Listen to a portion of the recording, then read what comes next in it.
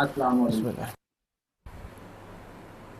Dear audience, conventional banking اور Islamic banking کا جو ڈفرینشیل انالیسس جس کے اوپر ہم ایک سیریز کر رہے ہیں، اس کے کچھ بنیادی تصورات کو ہم نے ڈسکس کیا۔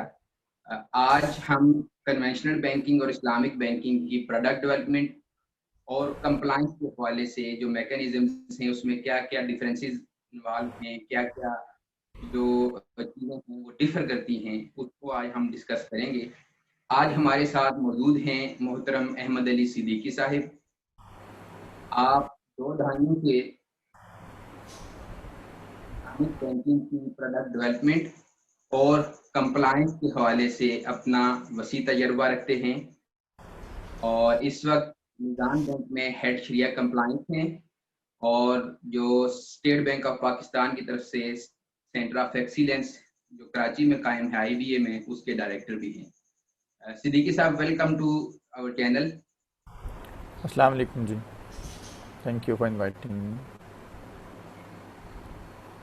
صدیقی صاحب، ہم شروع کرتے ہیں کہ عام طور پہ جو کہا جاتا ہے کہ جی کنونشنل بینکنگ اور اسلامک بینکنگ میں کوئی ڈفرینس نہیں ہے، اس کا جسٹ نام چینج کیا گیا ہے، کان کو گھما کے پکڑنے کا نام ہے، اور کچھ اس میں کوئی خاص ڈفرینس نہیں ہے۔ آپ کیا سمجھتے ہیں؟ پہلے ہم پروڈکٹ ڈیولپمنٹ کے حوالے سے بات کر لیتے ہیں کہ کنونشنل بینکنگ اور اسلامک بینکنگ کی جو پروڈکٹ ڈیولپمنٹ ہے، اس میں کیا کیا ڈفرینسز ہیں، اور کون کون سے میکینزمز ہیں جو کنونشنل میں نہیں ہوتے اور اسلامک میں ان کا خیال رکھا جاتا ہے؟ بسم اللہ الرحمن الرحیم۔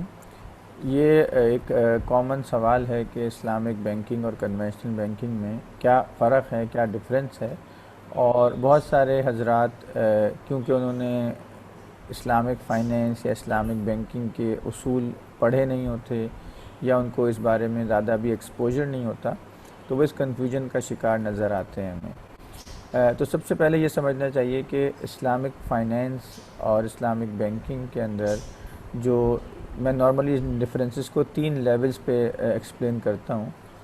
ایک کانسیپچل لیول ہے ہمارا، یا سوشو ریلیجس لیول جس کو میں کہتا ہوں، کہ اسلامک فائنینشیل انسٹیٹیوشن یا اسلامک بینکس جو ہیں وہ منی لینڈنگ انسٹیٹیوشن نہیں ہیں۔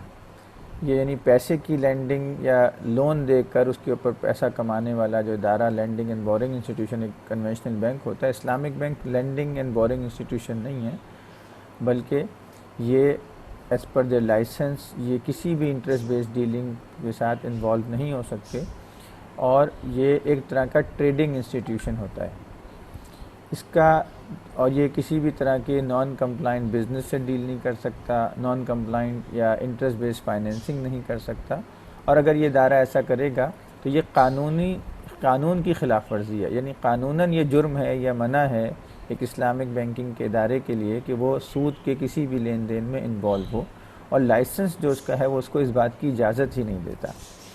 ایک تو شریعت اجازت نہیں دیتی، لیکن ساتھ ساتھ قانون جو ہے وہ بھی اجازت نہیں دیتا، اور اگر کوئی ادارہ ایسا کرتا ہے تو وہ اپنے اس کو بند کرنے کا اختیار ہے حکومت پاکستان یا اسٹیٹ بینک آف پاکستان کو۔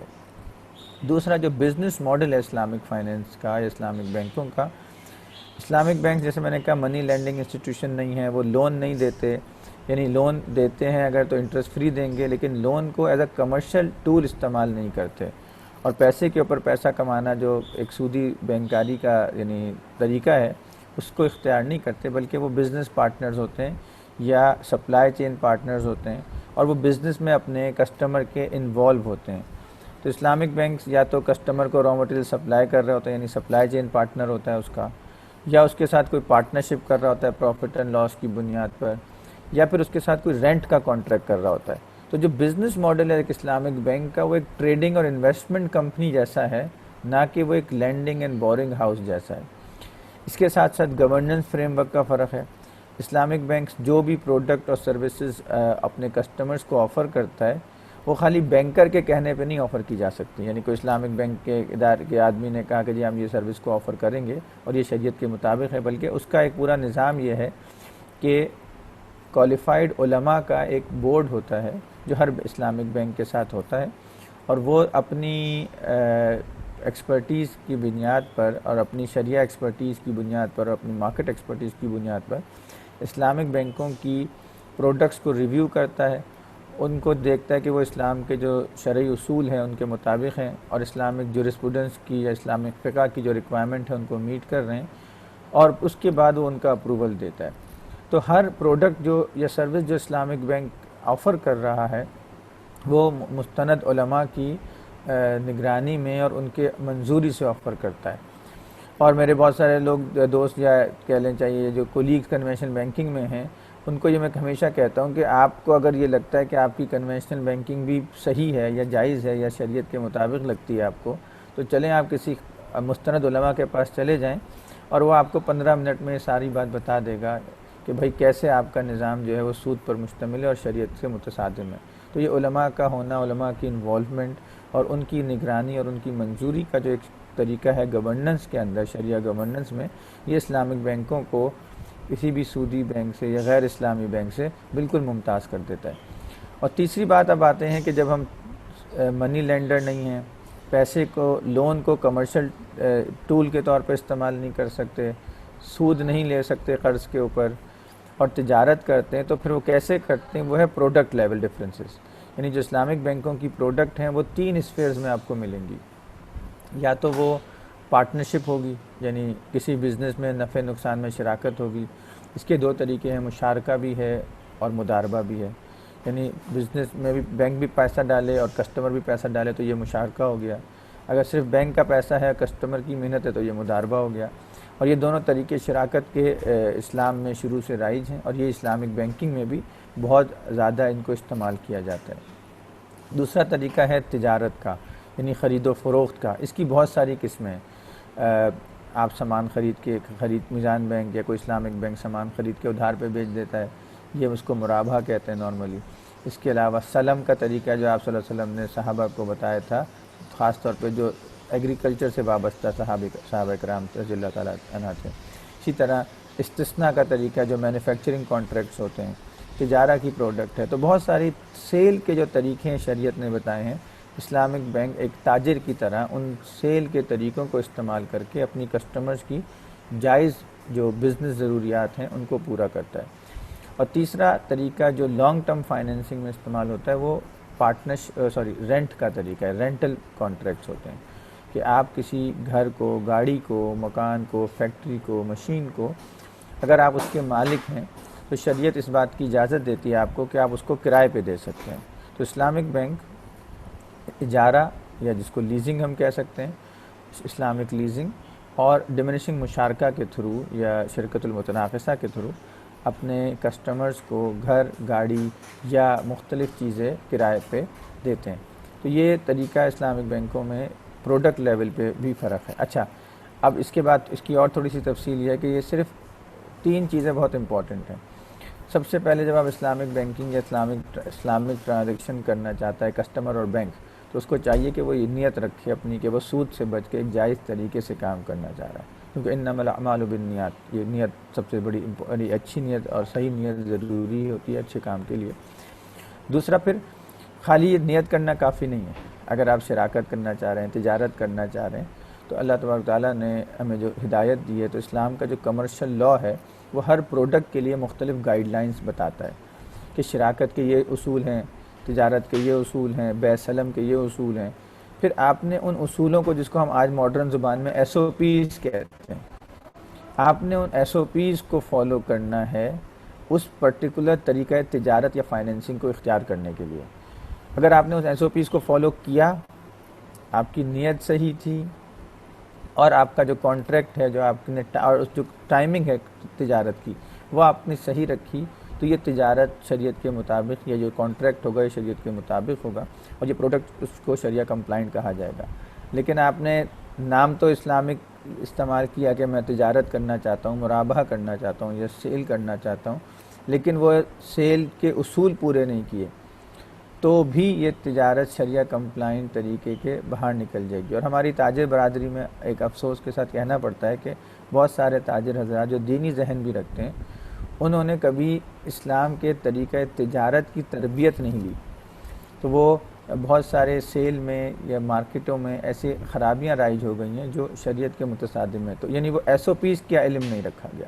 تو یہ SOPs کا جاننا، صحیح طریقہ تجارت کو اختیار کرنا، یہ اسلامک بینکنگ کے اندر بھی ضروری ہے اور ہماری ذاتی زندگی میں بھی ضروری ہے. تو پروڈکٹس جو ہیں وہ اسی چیز کے اگینسٹ گرد یعنی گھومتی ہیں اور اس چیز کو صحیح طرح سے امپلیمنٹ کیا جاتا ہے. جو کانٹریکٹس ہوتا ہے اسلامک فائنینس کا یا اسلامک بینکوں کا کسٹمرز کے ساتھ، اس میں ان تمام باتوں کا خیال رکھا بھی جاتا ہے، اور کانٹریکٹ کے ساتھ ساتھ جو امور انجام دیے جاتے ہیں، یعنی جو کسٹمر کے ساتھ جو ٹرانزیکشن کے مختلف اسٹیپس ہوتے ہیں اس کو بھی صحیح طریقے سے کیا جائے، تو پھر تو یہ کام اسلامک ہوگا. اور پھر اس کا شرعی آڈٹ ہوتا ہے، اس کی شرعی کمپلائنس ہوتی ہے. تو یہ پورا ایک آل ٹوگیدر ایک ڈفرینٹ نظام ہے. آپ اس کی چھوٹی سی میں مثال دوں، آپ ایک سودی بینک یا غیر اسلامی بینک کے بیلنس شیٹ اٹھائیں تو وہاں پہ آپ کو کیا نظر آئے گا؟ اس نے سود پہ قرضہ دیا، وہ خود لکھتے ہیں، وہ تو ان کو تو شرم نہیں ہے اس بات کی. لیکن اسلامک بینک کی بیلنس شیٹ اٹھائیں، آپ میزان بینک کی بیلنس شیٹ اٹھائیں تو آپ کو پتہ چلے گا کہ جی 2019 کا جو ایک لاسٹ بیلنس شیٹ ہے کہ سامان تجارت تقریباً 39 بلین، تقریباً 40 بلین کے آس پاس سامان تجارت میزان بینک کی بیلنس شیٹ پہ موجود تھا. اب سامان تجارت میں سیمنٹ بھی تھا، سریا بھی تھا، چاول بھی تھا، گندم بھی تھی، مطلب پلاسٹک کے آئٹمز بھی تھے، کنفیکشنری آئٹمز بھی تھے، فاسٹ موونگ گڈس کے آئٹم بھی تھے. یہ کس کے پاس ہوتے ہیں؟ یہ تاجر کے پاس ہوتی ہے سامان تجارت. یہ ایک بہت بڑا فرق ہے جو اسلامک فائنینس اور کنونشنل فائنینس یا کنونشنل بینکنگ میں نظر آتا ہے. لیکن کیونکہ بہت سارے حضرات اس تفصیل میں نہیں جاتے تو وہ اس غلط فہمی کا شکار ہو جاتے ہیں کہ یہ بظاہر ایک ہی جیسی چیز ہے. کیونکہ اسلامک بینک بھی نفع کما رہا ہے، سودی بینک بھی نفع کماتا ہے، تو دونوں نفع ہی کمانے بیٹھے ہیں، تو دونوں ایک ہی چیز ہو گئے. حالانکہ زمین آسمان کا فرق ہے. ایک تاجر کے حوالے سے ہی ایک اور سوال جو ہے وہ صدیق صاحب، جو جنرل پبلک ہے یا کنونشنل بینک کے اندر کام کرنے والے لوگوں کا یہ ہے جی کہ آپ کا اینڈ ریزلٹ سیم ہوتا ہے کسی بھی پروڈکٹ یا سروس کا، اسلامک بینک میں بھی اور کنونشنل میں بھی. تو جب اینڈ ریزلٹ سیم ہے تو پھر آپ کیسے کہہ سکتے ہیں کہ آپ کی پروڈکٹ ڈیولپمنٹ یا آپ کی پروڈکٹس اور سروسز جو ہیں وہ ڈیفرنٹ ہیں کنونشنل بینک سے؟ اس بارے میں آپ کا کیا؟ پہلی بات تو اینڈ رزلٹ سیم ہو، یعنی اس سے پہلے ہمیں یہ دیکھنا ہوتا ہے کہ ہم جب کسٹمر ہمارے پاس آتا ہے اور اگر وہ کہتا ہے کہ جناب مجھے ایک شراب خانہ کھولنا ہے، مطلب ایک کسینو کھولنا ہے، ایک گندا کام یا غلط کام کرنا ہے، اور میں آپ کو سیکیورٹی بھی دوں گا اور آپ کو اچھا ریٹ بھی دوں گا، تو اسلامک بینک کہے گا نہیں بھائی یہ تمہارا کام ہی ناجائز ہے، یہ تمہاری نیڈ ہی امپرمیسیبل ہے، تو اس کے لیے تو کوئی تعاون ہو ہی نہیں سکتا، آپ کے لیے دروازہ باہر ہے، آپ چلے جائیں. ایک سودی بینک میں آئیں گے تو وہ کہے گا چاہیے ہمیں کیا فرق پڑتا ہے، ہم خود غلط کام کر رہے ہیں، آپ بھی غلط کام کر رہے ہو تو کیا ہے. تو اس لیے وہ اس کو فائنینس کر دے گا. تو یہاں تو بالکل ہی فرق ہو گیا. تو ہم سب سے پہلے دیکھتے ہیں کسٹمر کی نیڈ کیا ہے. ہاں، اب ایک کسٹمر ہے جائز نیڈ کے ساتھ آیا، اس نے کہا جی مجھے گھر خریدنا ہے.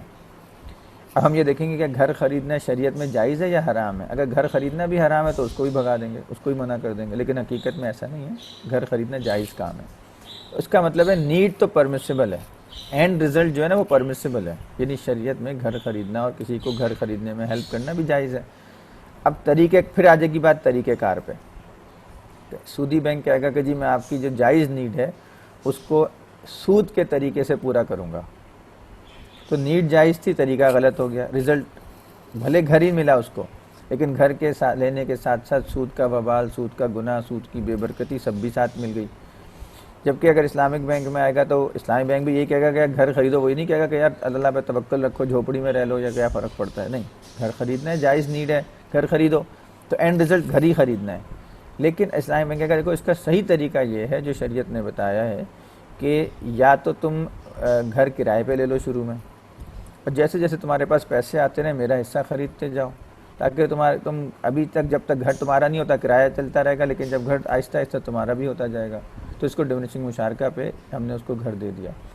تو اب یہ کوئی کہہ سکتا ہے کہ گھر تو دونوں نے دیا، بالکل گھر دونوں نے دیا، لیکن ایک نے جائز طریقے سے دیا، قانونی طریقے سے دیا، اخلاقی طریقے سے دیا، ایک نے ناجائز طریقے سے، غیر قانونی طریقے سے یا غیر اخلاقی طریقے سے دیا.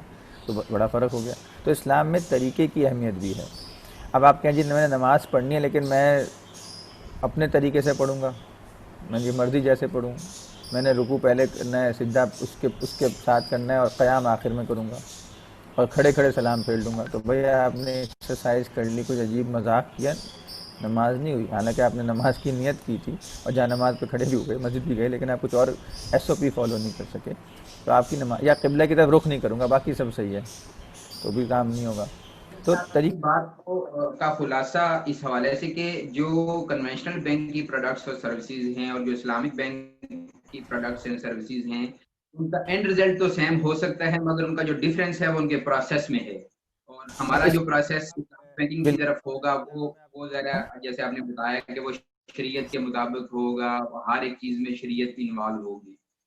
اچھا, اب اسی چیز کو بڑھاتے ہوئے جب ہم کمپلائنس کی طرف آتے ہیں, کنونشنل بینکنگ کی کمپلائنس اور اسلامک بینک کی کمپلائنس, اس میں آپ کیا فرق محسوس کرتے ہیں کہ جو کنونشنل بینک میں جن چیزوں کا خیال نہیں رکھا جاتا وہ کون کون سی چیزیں ہیں کمپلائنس کرتے ہوئے, کیونکہ آپ ماشاءاللہ شریعہ کمپلائنس کو بھی ہیڈ کرتے ہیں, تو وہ کون کون سی چیزیں ہیں جن کو اسلامک بینک کی کمپلائنس کا یا اس کے ریویوز میں اور اس کی انسپیکشنز میں جن کا خیال رکھا جاتا ہے جو کہ کنونشنل بینک میں نہیں ہوتا؟ میں اس سے پہلے میں چھوٹی سی بات ایک اور کر دوں کہ جو پروڈکٹ کے حوالے سے ایک اور پوائنٹ بڑا امپورٹنٹ ہے کہ جیسے بہت ساری پروڈکٹس ہیں جس کو ہم کہہ رہے ہیں نا اینڈ ریزلٹ سیم لگ رہا ہے.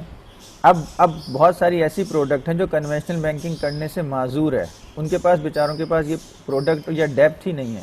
مثلا میں آج کہتا ہوں کہ میں ایک بزنس کے ساتھ پارٹنرشپ کرنا چاہتا ہوں, میں ایکویٹی لینا چاہ رہا ہوں اس میں, اور میں اس کے ساتھ پارٹنرشپ فائنینس کروں گا, نفع میں بھی شیئر کروں گا, نقصان میں بھی شیئر کروں گا.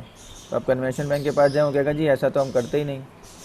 یا میرے پاس انوینٹری فائنینسنگ کی جو پروڈکٹس ہیں جس میں میزان بینک اپنے ایک ویئر ہاؤس خرید کے یا ویئر ہاؤس کو کرائے پہ لے کے یا ارینج کر کے اس میں سامان تجارت اسٹور کر لیتا ہے ایک بڑی ٹریڈنگ کمپنی کی طرح, اور جیسے جیسے کسٹمر کو ضرورت ہوتی ہے اس کی دکان پہ یا اس کی فیکٹری میں وہ تھوڑا تھوڑا ہم سے سامان خریدتا رہتا ہے. تو پوری فائنینس جو انوینٹری ہے وہ میری بیلنس شیٹ پہ آ گئی. یہ پروڈکٹ تو کنونشنل بینکنگ کے پاس ہے ہی نہیں, کیونکہ وہ اونرشپ تو نہیں لیتے, اور اس پروڈکٹ کو یوز کرتے ہوئے بہت سارے customer just in time inventory system کو اچیو کر سکیں.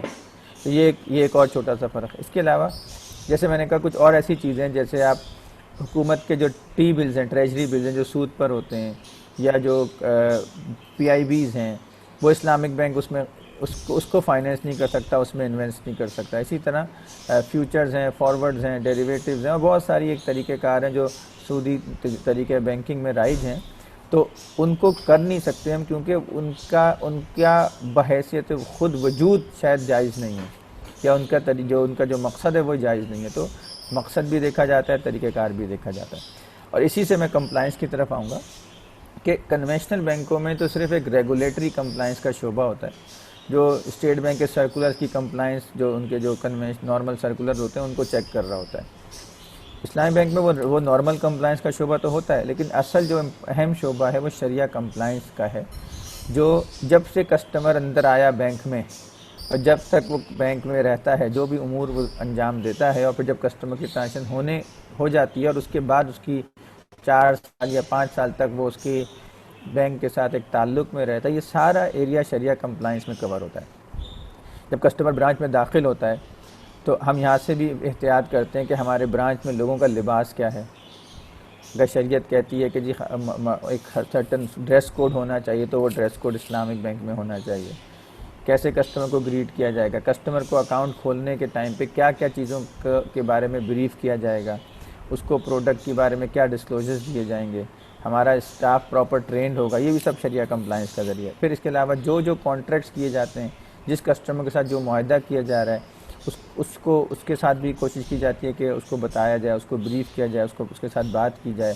پھر اسی طرح ایڈورٹائزمنٹ ہے, ایک اسلامک بینک ہے, ایک تو مسلمان ہم ویسے ہیں, دوسرا اسلامک بینک میں بھی بیٹھے ہوئے ہیں, تو ہم یہ کوشش کرتے ہیں کہ کوئی غیر اخلاقی طریقہ ایڈورٹائزمنٹ استعمال نہ ہو.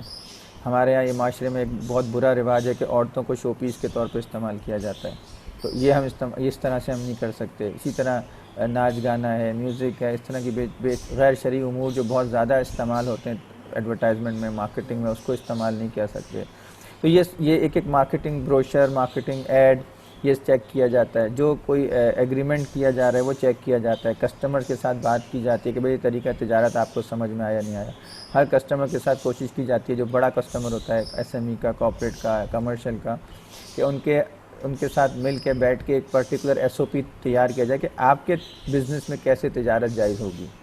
اور کئی دفعہ ہم کسٹمرز کو یہ بھی بتاتے ہیں کہ جو آپ مارکیٹ میں پریکٹس کر رہے ہیں، بھلے آپ 25 سال سے کر رہے ہیں، لیکن شریعت میں یہ غلط ہے، تو اس کو آپ چینج کریں اس مارکیٹ نارم کو.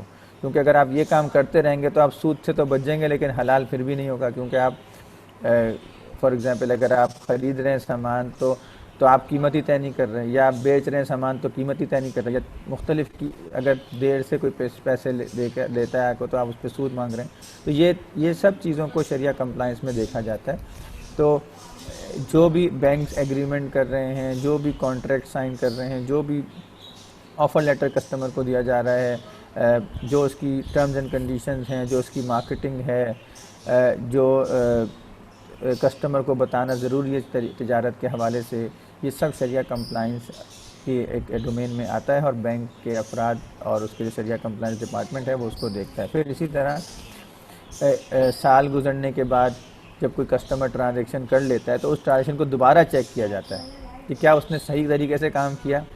جو اس کو بتایا تھا کہ بھئی اگر تم چینی کے تاجر ہو تو چینی خریدو گے، پھر یا بینک پہلے چینی خریدے گا پھر تمہیں چینی بیچے گا، اور یہ کاغذوں میں کام نہیں ہونا، یہ اصل کام ہونا ہے. پھر جب برانچ یا بزنس ٹیم یہ کام کر لیتی تو شریعہ کمپلائنس والے پھر چیک کرتے ہیں کیا واقعی چینی خریدی تھی، کہاں ہے اس کی ڈیلیوری نوٹ، کہاں ہے اس کا گودام، کہاں رکھا تھا، کیا تمہارے پاس تو گودام ہی نہیں ہے، تم نے کیسے خریدی چینی، یہ تم نے جو انوائس دی یہ تو اصلی نہیں لگ رہی، یہ سارا چیزیں چیک کی جاتی ہیں. بینک اسٹیٹمنٹ چیک کیے جاتے ہیں کہ کہیں ایسا تو نہیں ہے کہ کوئی خدا نہ خواستہ 2 نمبر ٹرانزیکشن کر لی ہو کسی نے. پھر اسی کے ساتھ شرعی آڈٹ آ جاتا ہے، وہ اور جا کے مزید تحقیق کرتا ہے. اور اگر کوئی غلطی نکلتی ہے تو 2 صورتیں ہوتی ہیں. اگر وہ غلطی اتنی سنگین ہے کہ پوری ٹرانزیکشن کا نفع حرام ہو گیا یا ناجائز ہو گیا تو وہ پورا نفع یا جو پروفٹ ہے ٹرانزیکشن کا وہ چیریٹی میں چلا جاتا ہے. اور کچھ دفعہ ہمیں کسٹمرز کے ساتھ کام روکنا پڑتا ہے. اور کچھ دفعہ ایسا ہوتا ہے کہ ہم ٹرانزیکشن غلطی ہوئی ہوتی ہے لیکن وہ اس نیچر کی نہیں ہوتی، تو تنبیہ کر دی جاتی ہے برانچ کو بھی، کسٹمر کو بھی، اور پھر اس ٹرانزیکشن کا صحیح ایس او پی یا ریوائز کنٹرول اس میں لگایا جاتا ہے. تو یہ تو سمجھ لیں روز کی بنیادوں پہ کام ہے. پھر کسٹمرز کی کوئریز آ رہی ہوتی ہیں، برانچ کی کوئریز آ رہی ہوتی ہیں کمپلائنس ڈپارٹمنٹ میں، تو سمجھ لیں کہ بینک نے جو کام کرنا ہے اس کو ایک تو شرعی پوائنٹ آف ویو سے بھی اور اسٹیٹ بینک کی ریگولیشن کے تحت بھی، اگر اسلامک بینک ہے تو اس کو ہر کام کرنا ہے کہ پہلے شریعہ کمپلائنس ڈپارٹمنٹ سے یا اپنے شریعہ ایڈوائزر سے، یا اگر میجر پروڈکٹ لا رہے ہیں تو شریعہ بورڈ سے پوچھنا ہے. اور شریعہ کمپلائنس ڈپارٹمنٹ شریعہ بورڈ سے بھی کوآرڈینیٹ کرتا ہے. تو یہ بہت ایک تفصیلی اور اہم کام ہے جو اسلامک بینکوں میں کیا جاتا ہے. پرندوں کی چہچہاہٹ بتا رہی ہے کہ اب ہم اپنے آخری سوالات کی طرف جو ہے وہ آخری سوال کی طرف بڑھیں. اس میں صدیقی صاحب ایک بات جس کی طرف آپ نے اشارہ کیا کہ نان کمپلائنٹ کوئی ایلیمنٹ ہوتا ہے تو اسلامک بینک جو ہے وہ چیریٹی کرتا ہے، اور بعض اوقات جو کسٹمر ہے وہ اس کو یعنی اس کو ریسٹرکٹ کیا جاتا ہے، اور اسلامک بینک اس سارے پروفٹ کو جو ہے اس کو چیریٹی کرنا پڑتا ہے. اس میں لوگوں کا ایک یہ ویو پوائنٹ ہوتا ہے جی دیکھیں جو شریعہ کمپلائنس ڈپارٹمنٹ ہے یا شریعہ آڈٹ ہے یا شریعہ بورڈ ہے، بہرحال اس کو وہ فائنینشیل انسٹیٹیوشن جو اسلامک بینک ہے وہ پے کر رہا ہے. تو یہ بھی تو ہو سکتا ہے کہ وہ اس کے اوپر آنکھیں بند کر لیں اور اس نان شریعہ کمپلائنس یعنی یہ ایک ویو پوائنٹ ہے کہ وہ چونکہ ان کے پیڈ لوگ ہوتے ہیں تو لہٰذا وہ اس کے اوپر آنکھیں بند کر لیتے ہیں اور اس کو وہ ہونے دیتے ہیں. اس بارے میں آپ کی کیا رائے ہے؟ میں اس کی مثال یہ دوں، آپ اگر ایک ریسٹورنٹ میں جاب کر رہے ہوں، صحیح ہے، اور آپ مسلمان ہیں اور بھلے آپ وہاں سے تنخواہ بھی لیتے ہیں، آپ کو پلیٹ میں سور کا گوشت لا کے سرو کرے کوئی، تو کھا لیں گے کہ چلو کوئی بات نہیں جاب کر رہا ہوں، نہیں کھائیں گے نا، بلکہ تو آپ اس کو پلیٹ کو اٹھا کے پھینکیں گے، اس کے سر پہ ماریں گے. تو اسلامک بینک میں جو شریعہ کمپلائنس ہے اس کی نظر میں سود جو ہے وہ سور کے گوشت سے، اگر آپ 100 دفعہ سور کا گوشت کوئی کھائے اور 1 روپے سود کا کھائے تو شاید وہ زیادہ بڑا گناہ ہوگا 1 روپے کھانا. اور یہ حقیقت بھی ہے نا، لیکن وہ حدیث کا مفہوم کیا ہے کہ 70 دفعہ مطلب زنا سے بھی برا کام ہے سود ایک درہم کھانا. تو یہ تو ایک کہتے ہیں نا سخت نفرت والا کام ہے سود. تو اگر کوئی آپ کی رزق کو حرام کرے، کوئی آپ کو اتنا غلط چیز دکھائے، تو یہ تو آپ کو برداشت نہیں ہوگا. چاہے اور اس ماشاء اللہ اسلامی بینکوں میں شریعہ بورڈ بڑے انڈیپینڈنٹ ہوتے ہیں. ہاں اس میں امپروومنٹ اور ضروری ہو سکتی ہے، یہ سی یہ اس میں امپروومنٹ نہیں ہو سکتی، امپروومنٹ ہونی چاہیے، لیکن بہرحال یہ ایک بہت اہم چیز ہوتی ہے. تو پیڈ ہونے کا یعنی اگر کوئی آپ کی کوئی سروسز کی آپ کو کمپنسیشن دے رہا ہے، تو اس کا مطلب کوئی کہ وہ غلام بن گیا اس کا. وہ اس کے پاس پوری اختیار ہے، اس کو اسٹیٹ بینک نے اختیار دیا اس کو. اور ماشاءاللہ اسلامک بینکوں میں جو اچھا ہے، اگر مینجمنٹ بھی، کیونکہ خود مینجمنٹ بھی اپنے روزگار کو حرام کرنے کے لیے نہیں بیٹھی ہوئی نا، اس کو مینڈیٹ ہی یہی ہے کہ شریعہ کمپلائنٹ انکم کمانی ہے. اور خدا نہ خواستہ اگر کوئی جان بوجھ کے ناجائز انکم کماتا ہے یا ناجائز کام کو جائز کرتا ہے، تو وہ ایک بہت بڑا اپنے اوپر وبال لے رہا ہوتا ہے. تو یہ ایک بہت اہم چیز ہے جو سمجھنی چاہیے. اور دیکھیں آپ آڈیٹر کو رکھتے ہیں، وہ بھی پیڈ ہوتا ہے. آڈیٹر جو ایکسٹرنل آڈیٹرز ہوتے ہیں ان کو بھی آپ پیسے دیتے ہیں. آپ کا جو کنونشنل جو پوری دنیا میں جو کارپوریٹ سیکٹر ہے، اس میں جو ہیڈ آف آڈٹ ہوتا ہے، حالانکہ اس کا کام غلطیاں نکالنا ہوتا ہے، چاہے وہ ریگولیٹری غلطیاں ہوں اور چاہے کسی بھی کمپنی میں، لیکن وہ ہوتا تو کمپنی کا پیڈ ہے. لیکن اس کا یہ مطلب نہیں ہوتا، ہر ایک کی اپنی ایک جاب ہے. ایک کوالٹی کنٹرول میں بیٹھا ہوا ہے، ایک کمپلائنس میں بیٹھا ہوا ہے، تو ہر آدمی کو دیکھ کے سلیکٹ کیا جاتا ہے. یس ایسا ہو سکتا ہے کہ کچھ ایسے بینک ہوں خدا نخواستہ جہاں پہ مینجمنٹ یا یہ کنٹرول کی کوالٹی خراب ہو، جس کی وجہ سے ایسے مسئلے آتے ہیں. تو یہ بہرحال ایک اس میں کسٹمر کا بھی فرض ہے. دیکھیں شریعہ کمپلائنس کرنا سب سے پہلے تو ہم سے زیادہ کسٹمر کی ذمہ داری بھی ہے کہ آپ ایک تاجر ہیں، آپ تو حرام کام کر رہے تھے، خدا نخواستہ سود پہ کام کر رہے تھے.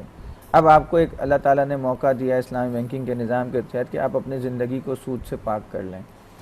تو آپ یہ ایکسپیکٹ کریں کہ اسلامک بینک تو ساری صحیح کام کرے اور میں وہی غلط طریقے سے کام کرتا رہوں، جعلی انوائسز بناؤں، فیک ٹرانزیکشن کروں اور وہ سارے کام کروں، اور پھر بھی اسلامک فائنینس کے اندر یا سود سے پاک ہو جاؤں. تو یہ ایک بڑا ایک کہتے ہیں نا اوور ایکسپیکٹیشن ہوگی، اور یہ دونوں کی ذمہ داری ہے. ہاں اگر بینک پھر بھی غلطی کرتا ہے تو بینک ذمہ دار ہے، اگر کسٹمر غلطی کرتا ہے تو کسٹمر ذمہ دار ہے. تو اس کا چیلنج ہے اس بات سے کہ ہمیں معاشرے میں ابھی تک اویئرنیس کی کمی ہے. ہمارے جو بزنس اسکولز ہیں وہ MBA کراتے ہیں، BBA کراتے ہیں، لیکن وہ اسلامک طریقہ تجارت نہیں پڑھاتے. ہمارے تاجر اس طریقہ تجارت کو نہیں پڑھتے. تو یہ ایک پورا ایک ایسا کام ہے جس کو ہمیں کرنا چاہیے، اور انشاءاللہ اس چیز میں آہستہ آہستہ بہتری اور آتی جا رہی ہے. اگر میں آج آپ کی بات کو خلاصتاً بیان کروں تو وہ یہی ہے کہ کنونشنل بینکس اور اسلامک بینکس کے پروسیس میں ان کی پروڈکٹس میں ڈیفرنس ہے، اور پھر پروڈکٹس کو آفر کرتے ہوئے شریعہ کو پیش نظر رکھا جاتا ہے. پروفٹ موٹیو ہی نہیں ہوتا اسلامک بینک میں، بلکہ شریعہ کی کمپلائنس کو بھی دیکھا جاتا ہے. اسی طریقے سے جب ہم کمپلائنس کی بات کرتے ہیں تو اس میں یہ ہو نہیں سکتا کہ کسی ایک، یعنی جو اس کے مختلف چیکس ہیں، شریعہ کمپلائنس ہے، شریعہ آڈٹ ہے، ایکسٹرنل شریعہ آڈٹ ہے، یا سینٹرل بینک آف پاکستان کا جو شریعہ آڈٹ ہے، اس میں کہیں نہ کہیں وہ چیز نظر آ جائے گی اور اس کے اوپر وہ پورا اس کے اوپر چیک اینڈ بیلنس رکھا جائے گا. ڈیئر آڈینس، آج ہم نے محترم احمد علی صدیقی صاحب سے شریعہ کمپلائنس کے حوالے سے اور پروڈکٹ ڈیولپمنٹ کے حوالے سے کچھ امور پہ بات کی. امید کرتے ہیں کہ آپ کا آج کا جو سیشن ہے اس سے بہت کچھ آپ کو اگر کوئی سوالات ہیں تو آپ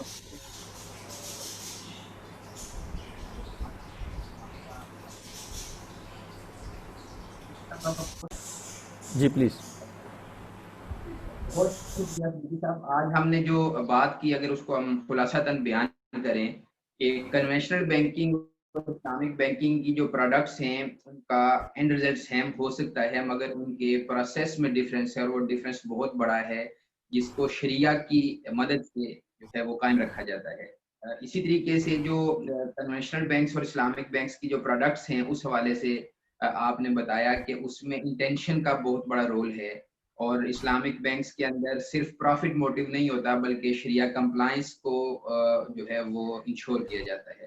اسی طریقے سے آپ نے جو کمپلائنس کے حوالے سے بات کی ہے کہ کمپلائنس کا یعنی میکانزم ایسا ہے اسلامک فائنینشیل انسٹیٹیوشن اور اسلامک بینکس کی ہم جب بات کر رہے ہیں کہ جو مختلف چیکس ہیں، چاہے وہ شریعہ کمپلائنس ڈپارٹمنٹ ہے، شریعہ آڈٹ ہے، ایکسٹرنل شریعہ آڈٹ ہے، شریعہ بورڈ ہے، product development and Shariah structuring ہے، یا جس کو کہتے ہیں کہ سینٹرل بینک آف پاکستان کا جو شریعہ ڈپارٹمنٹ ہے، وہ کسی نہ کسی چیک کے اوپر اس کو ضرور دیکھا جائے گا، اور اسلامک بینک کے اندر کوئی اگر نان شریعہ کمپلائنٹ ایلیمنٹ آئے گا تو وہ اس کو جو ہے وہ چیریٹائز کرنا پڑے گا۔ تو امید کرتے ہیں کہ ہماری آڈینس نے آج کے سیشن سے بہت سی جو چیزیں عام طور پہ پائی جاتی ہیں، آپ کے ایکسپیرینس سے اور آپ کی بات سے ان چیزوں کو سیکھنے کی کوشش کی ہوگی۔ اگر کچھ سوالات ہو ڈیئر آڈینس تو آپ کمنٹس میں پوچھ سکتے ہیں، ہم دوبارہ بھی ان سوالات کو، ان چیزوں کو ایڈریس کر سکتے ہیں۔ صدیق صاحب، آپ کے ٹائم کا بہت شکریہ۔ ملتے ہیں کسی نئے سیشن کے ساتھ، نئی بات کے ساتھ۔ ٹیم عبدالعمار منم کی طرف سے آپ کا بہت شکریہ۔ السلام علیکم ورحمۃ اللہ وبرکاتہ۔